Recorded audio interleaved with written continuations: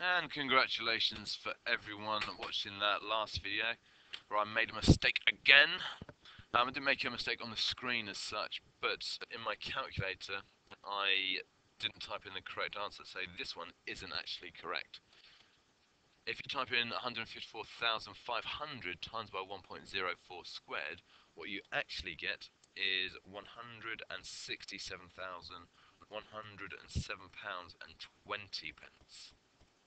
So apologies for that, but the rest of it is spot on, I promise.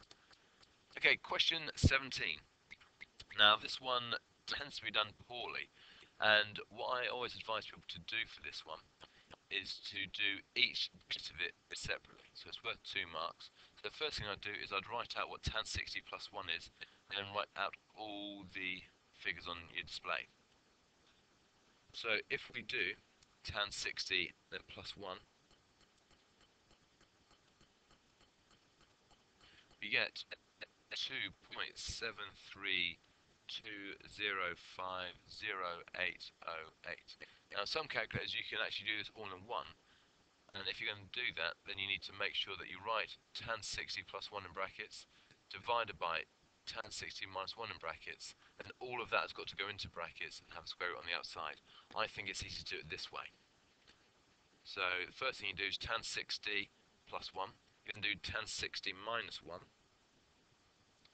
So tan 60 minus 1, and you get 0.732050808. And then what you do is you do this bit here in your calculator, and then you square root the answer.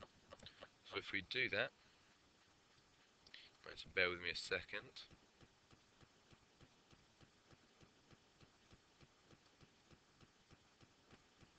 And that gives us the square root of 3.732050808. And then square root the answer, and we get 1.93185165 Now again, you can do this all in one go, and if you put the brackets in the right place, you do get the correct answer. But I would suggest breaking it down into this step first of all, then this step, then you divide them, then you do the square root of the answer. Question 18. So we've got 15 people at Rose Garden, and we've got to draw a box plot. Now, a box plot, you need 5 pieces of information. You need so the first one is the lowest piece. The second one, you need the lower quartile. The third one, you need the median. And then the fourth one, you need the upper quartile. Then the fifth one, you need the highest piece of data. So let's do the easy ones first of all. The lowest piece of data is 5, and the highest piece of data is 44. So the lower quartile, we get, so let's start with the median. We do the number of data, which we'll call n, and we do plus 1, and we divide it by 2. So here there are 15 people, so if we do 15 plus 1 is 16 divided by 2 equals 8. So we're looking for the 8th piece of data. So including this one here, that's 1, 2, 3, 4, 5, 6, 7, 8. So the median is going to be 25. So the first piece of data was 5, and the highest piece of data was 44. Now we're going to look for the lower quartile. So we do that by n plus 1 divided by 4. So it's going to be 15 plus 1 divided by 4, which equals 16 divided by 4, which equals the 4th piece of data. So the 4th piece of data, 1, 2, 3, is 14. Now there's the easy way to do the upper quartile. The lower quartile is the 4th, median is the 8th, and so you spot the patterns going up in 4s. So the upper quartile is 3/4 of the way, which is going to be the 12th piece of data. So 4th, 5, 6, 7, 8th, 9, 10, 11, 12th piece of data, which is 30. Once we've done that, we draw it by putting in vertical lines. So 5 is going to be 1, 2, 3, 4, 5. And you do a vertical line. So mine didn't track quite well enough there. So you then do a vertical line at 14. 10, 11, 12, 13, 14. and they don't need to be a certain height. You can do the whole of the bar, you can just do half it if you wish. Next one's at 25. The next one's at 30, nice and easy. And the next one's at 44. And once you do that, that's going to be 2 out of 3 marks, and we've got to make it into a box first of all. So the middle 3 go into a box, and then the other 2 make it almost like a double-ended syringe. And there we go. That is our 3 marks for that one. Now, the next question here is compare the distribution. As soon as you get a box plot and it says compare, the 2 things you compare are the medians, which when we plotted them was this line here, so we're going to compare that, and we also compare the interquartile ranges, which is the difference between the upper quartile and the lower quartile. So we have a look here, and we can see that the median here is higher than the median here. So we say that rows has higher median. We don't even need to understand what it means. All we need to do is know that we can, when it says compare, and we're talking about box plots, we compare the median and we compare the interquartile ranges. And we can see that this one here, that's wider than this one here. We do not get any marks for using the word wider. When we compare the interquartile ranges, we say that rows has a smaller interquartile range, or we say that greens has a bigger interquartile range. So let's stick with rows. Rows has a smaller interquartile range.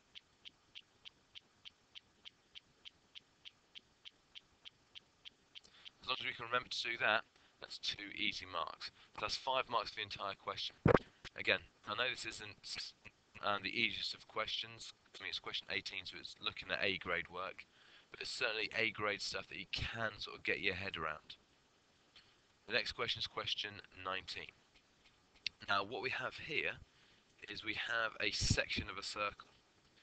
Now, the one thing that we should know about the area of a circle is that the area equals pi times radius times radius.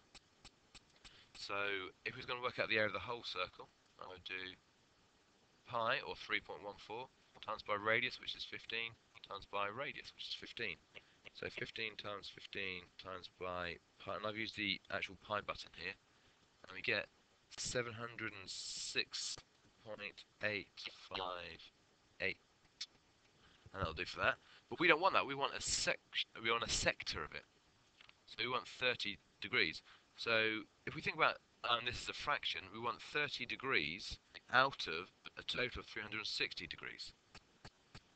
So what we can do is we want this fraction of the whole circle. And again, the whole circle is 706.858. So in order to do this, we times 706.858 by 30, then we divide that by 360. So if we times it by 30, then divide it by 360, we get 58.9048. And again, this says to 3 significant figures.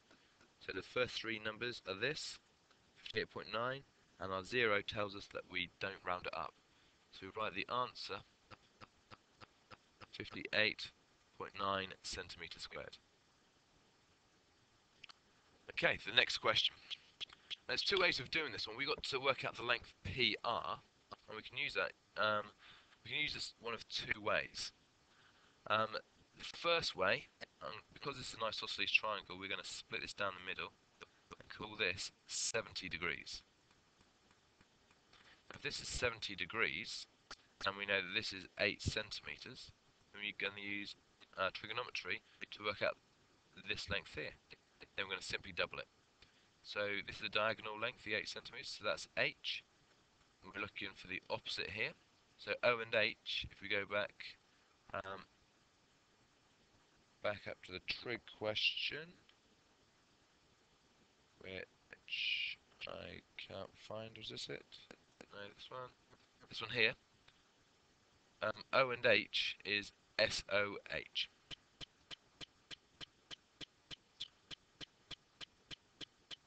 So we want O because O is the one that we're finding and we're given H. So SOH.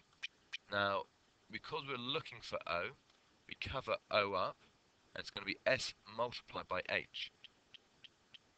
So we say that the opposite equals S, which is sin of the angle, so sin 70 times by 8. And when you do this in the calculator, do sin 70 and then equals, and then times your answer by 8. So if we do that, we get 7.51754. And again, that's just the length from here to here. So what we want to do is we want to double that, which gives us 15.035, which to three significant figures is going to be 15.0. And that's pretty much as simple as it gets. And remember, this is question 20, so we're looking at the top end of an A-grade question here. So if you can follow that and sort of understand what it is that we're doing, then you're doing really quite well. Of course, the other way to do this question is we use something called the cosine rule. Now, the cosine rule is written at the front of your paper, and it says that a squared equals b squared plus c squared minus 2bc cos a. Now, a is the angle that we have, so a is going to be 140, which means that the opposite side is a. And so we use capital letters for the angles, and we use little letters for the sides. The other two sides are going to be B and C, so this is going to be B, this is going to be C. If we wanted to know the other angles, this angle here would be capital B because it's opposite the B. This here would be capital C because it's opposite the C. But in this question, we don't need that, so let's get rid of it so we don't get confused. So we're now going to see that A squared equals B squared, which in this case is 8. That's going to be 8 squared plus C squared, which again is 8 squared, minus 2bc, so that's 2 times 8 times by 8 times by cos 140. Then I'll start to work that out. So 8 squared is 64, so 64 plus 64 is 128. And then we're going to work out 2 times 8 times 8. So 8 times 8 is 64, times by 2 is 128, times cos 40. So cos 140. So do that, and we get 128 minus 128 cos 140, and that gives us 226.0536887 on our calculators. And we want to know what A is. We want to know what their side is, so we need to square root it. And if we square root that, we get the same answer, 15.035, which gets rounded to 15.0. Okay, the next question is question 21. Now this is a histogram question, but it's different to many of the other histogram questions. So we've got to work out the proportion of apples in the sample with a weight between 140 and 200 grams. So we want to work out the proportion of that between these bits here. So what we're going to do is we're going to work out what all of the different sections are. Okay, so what the tricky part is here is reading this axis here, and you're going to need to take my word for this one, because the resolution is quite small. But we can see here that up to here is 0.2. So if we count up these here, not going up in 0.1s, so you need to work out what you go from to get from 0 up to 0.2 if you count up in tens. And that's going to be 0.02. So 0.02, 0.04, 0.06, 0.08, 0.1, 0.12, 0.14, and we need to count up. So if we do that, this height here is 0.12, this height here is 0.36, this height here is 0.7 or 0.70, this height here is 0.56, and and this height here is 0.18. So, once you've done that, and again, you need to be really careful with the way you read the y-axis for that one, we now need to work out the size of all of them. Now, the one thing to remember with histograms is that it's the frequency, so the area of the bar is a frequency. So here we've got 100, sorry, we've got from 100 to 140, so that's 40. So if we do 40 times by 0.12, we get 4.8 for this one.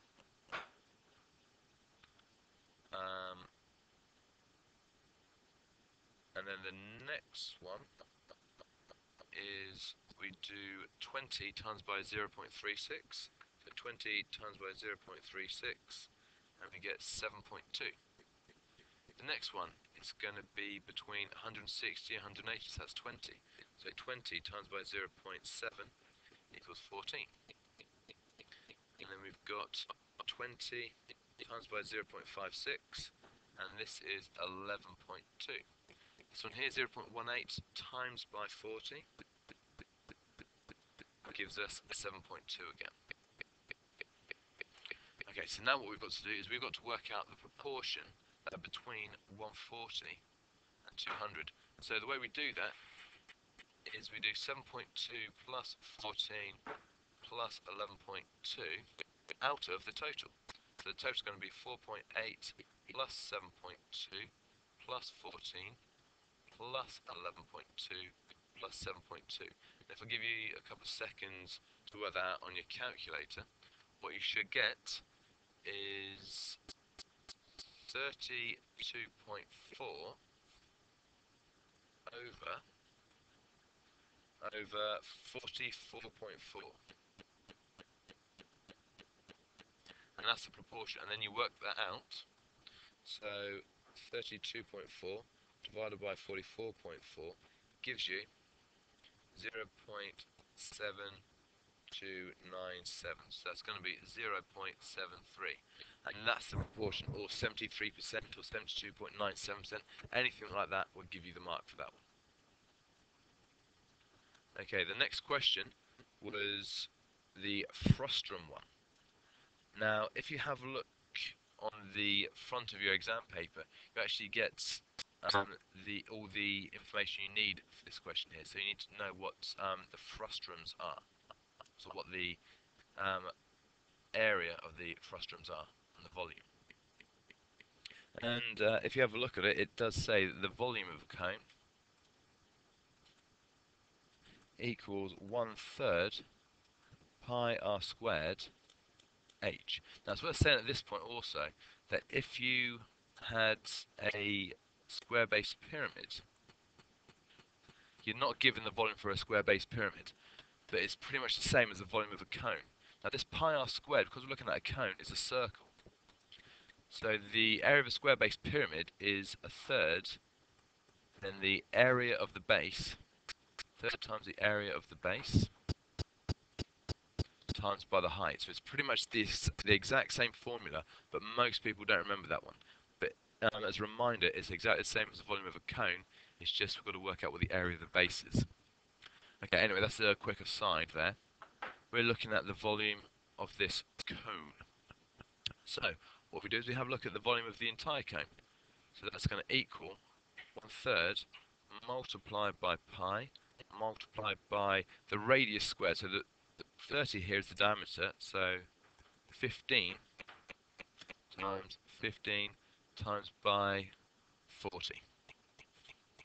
And that's going to be the area of the entire cone before the top bit was chopped off. Then what we've got to do is we've got to work out the volume of the smaller cone.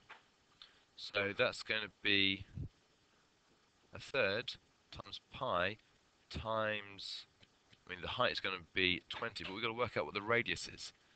Now, because the height of this cone here is half the height of the bigger cone, in exactly the same way, it's been enlarged by half. So therefore, if this radius was 15, this radius here is going to be 7.5. So it's going to be times by 7.5 times by 7.5. And then what you do in the calculator you work out this one, you work out this one, and you do the top one, take away this one here. So if we work out the top one,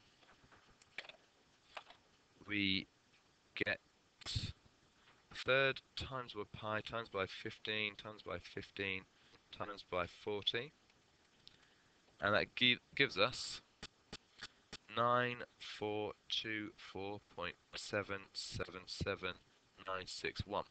We do the same for this one here.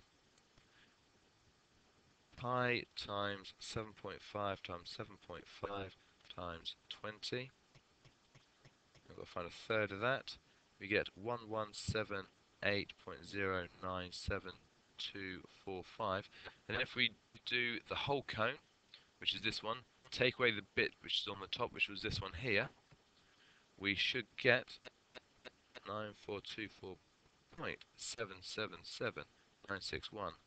Take away 1178.097245, and we should get the answer is 8246.68 centimeters squared. But this one says to 3 significant figures. So again, what we do, so we take that 824, but that needs to be rounded up. So that's going to be 825 with a 0 on the end. 8250 centimeters squared. Okay, penultimate question. No, it's not, sorry, it's the third from last, so it's the anti-penultimate question. I think I've used that word twice now. So the anti-penultimate question is also with stratified sampling. So Ian takes a sample of 50 of these students stratified by age. Calculate the number of 16-year-olds he should have in his sample. So the number of 16-year-olds are 68.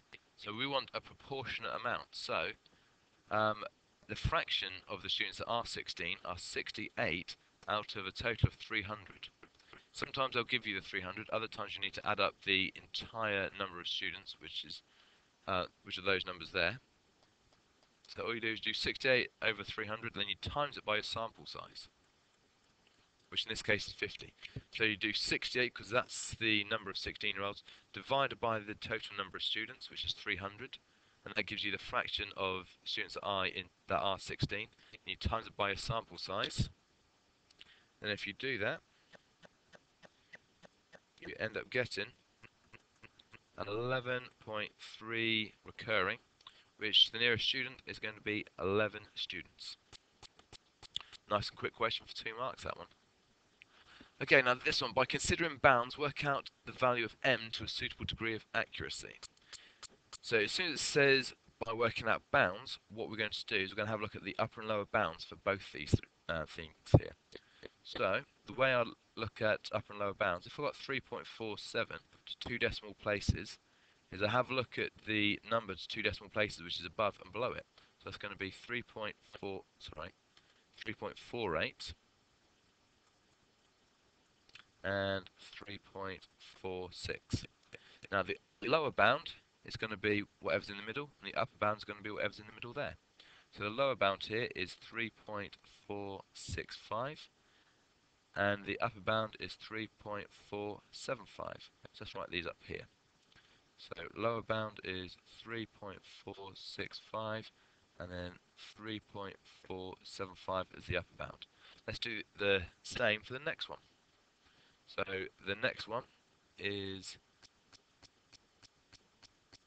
8.132 to 3 decimal places.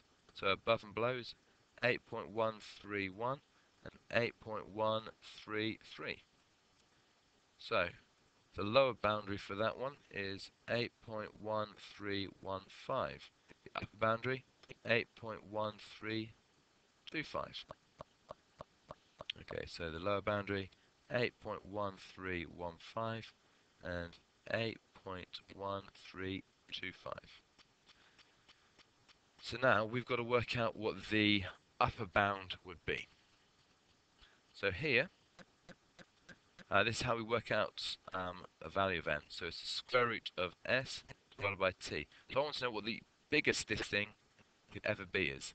So if I want to work out the biggest thing it could ever be, think about, I'm going to be dividing S by T, or going to be dividing something by something. So if I've got a number, if I've got 12 and I divide it by 3, or 12 divided by 4, what's going to give me the biggest answer? So 12 divided by 3 would give me 4. 12 divided by 4 equals 3. So the bigger answer means that I divide by the bigger answer here means I divide by the smaller number. Again, think about 18 divided by 3, or 21 divided by 3. 18 divided by 3 is 6, 21 divided by 3 is 7. So this one gives me the bigger answer. So from those simple examples, we can see that if we're dividing to get the biggest possible answer, I want to have the biggest thing on top, but I want to have the smallest possible number underneath, and that gets me the biggest possible value. And okay, so let's work out the biggest thing that m can be. So m is going to be the square root of s. I want to make the top thing the biggest it can be. So the biggest m can be is 3.475. So that's going to be the square root of 3.475 over the smallest thing it can be, which is this one down here, which is 8.1315. And then if you do that on the calculator, you get 475. If you guys can be doing the same thing at the same time, 8.1315. We get 0.2292486. In fact, just leave 86 there. So that's the biggest thing it could possibly be. And now if we work out the smallest it can possibly be, so the opposite to our examples over here, if you want to make the number as small as possible, you want the smallest thing on top, you want to divide it by the biggest thing. So if we do that, the smallest it can possibly be on top is the square root of 3.465, and we divide that by the biggest it could possibly be, which is 8.1325. So if we do the square root of 3.465 divided by 8.1325, we get the answer 0.22888903. Now, that is so this one here is the biggest it could be, this one here is the smallest it could possibly be. And what we've got to do is we've got to give our value of m to a suitable degree of accuracy. So what this means is that it can either be the biggest it can be, or it could be the smallest it could be. But 3 decimal places, when you round this one, they both round to the same thing. They both round to 0.229. So the suitable value for m is going to be 0.229. Now, if you got that answer just by plugging in this value of s and this value of t, you get 0 marks. But if you've done it via this method here, by considering the bounds, as soon as it says consider the bounds, find out the upper boundary for s, the lower boundary for s. Work out the upper boundary for t and the lower boundary for t. And if you do that, then you get the majority of the marks, and then it's just a matter of considering the possible answers for the final mark. Speaking of final, the final question. So what we've got here is we've got 2 triangles, and they've got an equal area, and we've got to work out the value of x based on this fact. So what I'm going to do is I'm going to work out what the area of this shape here is, of this triangle here. Now, the area of a triangle, you should know, is base times height divided by 2. So if we do that, x minus 2 times by x plus 1, then we're going to divide that by 2. So that's the area of this triangle here. Now, that equals the area of this triangle. So to work out the area of a triangle, it's base times height divided by 2, or the other way is half AB sine C. So with that, again, if we have a look at this triangle up here, this here is angle A. So if we use this, if this is angle C, the two sides opposite are going to be A and B. So we're going to treat this as angle C, and this is A, and this is B. So half AB sine C is A times B, which is in this case x times x, which is x squared, and then sine of C, which is sine 30. And because it's half of that, we divide it all by 2. So that's what we get initially, and I mean this is the hardest question on the paper by a country mile.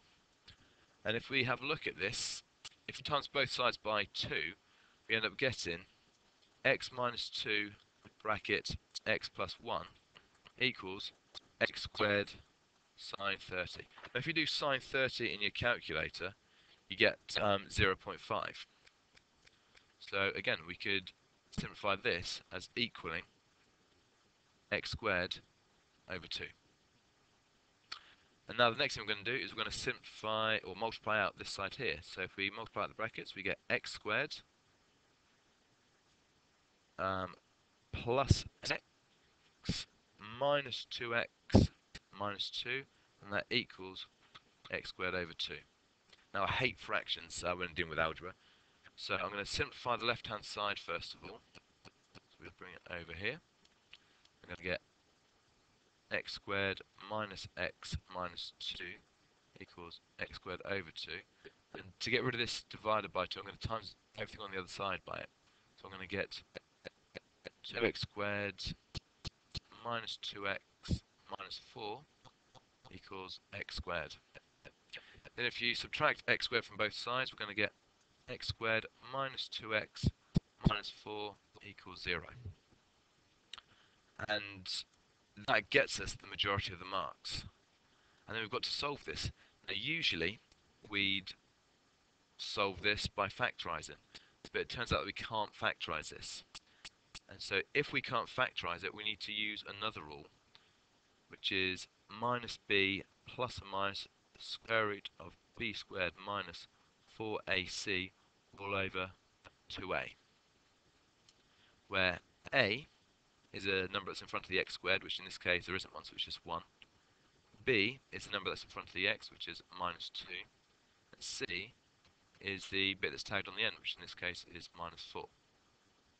So if we put these three values here into our equation up here, minus minus 2 is going to give us 2, plus and minus the square root of b squared, so minus 2 squared is going to be 4, minus 4 times a, so 4 times 1, times c, which is minus 4. I'm going to put this bit in brackets. That's all over 2a, so that's all over 2. If we simplify that, we get 2 plus or minus the square root of 4 minus 16 all over 2, which I'm going to need to come back onto this side, apologies. In case you haven't written that down, you can always go back and rewind the video to get that. So that's going to, sorry, that's minus 16, so that's going to be plus. It's going to be 2 plus or minus the square root of 20 divided by 2. Now they only ask for a plus b, so we don't need to worry about this thing here. But what we do need to be able to do is simplify the square root of 20. So the square root of 20 we can write as the square root of 4 times the square root of 5, and that's still over 2. The square root of 4 is 2, so what we have is 2 plus 2 root 5 all over 2, which simplifies to 1 plus the square root of 5.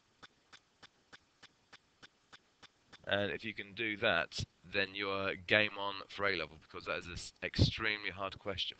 But congratulations for anyone that can that gets to that point there. And also, if you can make a start on it, so if you know that the area of any triangle is half AB sine C, be able to apply that, or use base times height divided by 2 to get an algebraic expression out of this one. Okay, well done boys and girls, and that's the end of that video.